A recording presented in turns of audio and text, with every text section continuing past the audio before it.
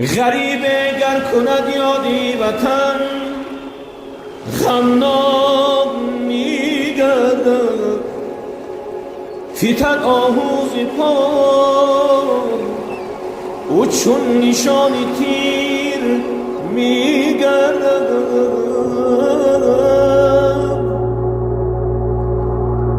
غریبی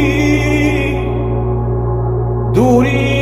از شام و یمن نیست غریبی دوری از خاک و وطن نیست غریبی کنجی لحد زیر خاک است که آنجا جز من و اعمال من نیست خدا را وقتی سختی میشناسیم به هنگامی که در هر سو هراسیم چو سختی و مصیبت برطرف شد خدا را غافلیم و ناسپاسیم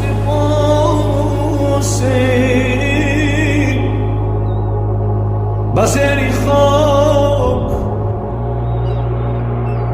بزری خاک و گیل یا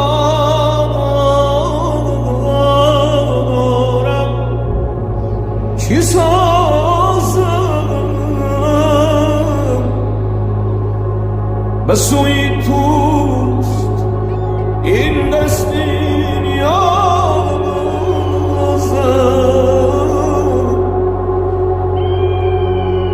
بر رحم و عافی خود بر من نظر کن که ناچیز است این رکعات و نمازم بر رحم عافی خود بر من نظر کن که ناچیز است این رکعات و نمازم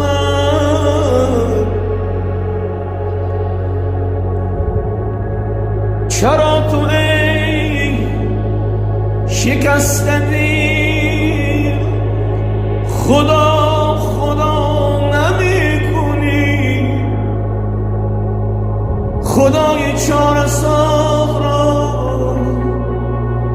چرا صدا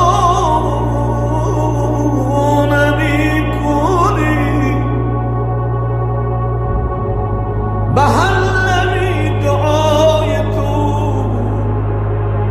فرشته بوسه میزند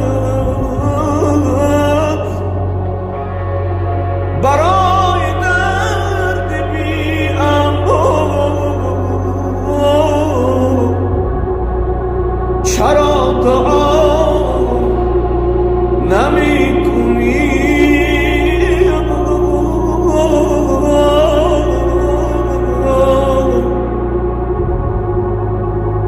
به هر قطره‌ای اشک تو خدا نظاره میکند با وقتی گریه ها چرا خدا خدا نمیکنی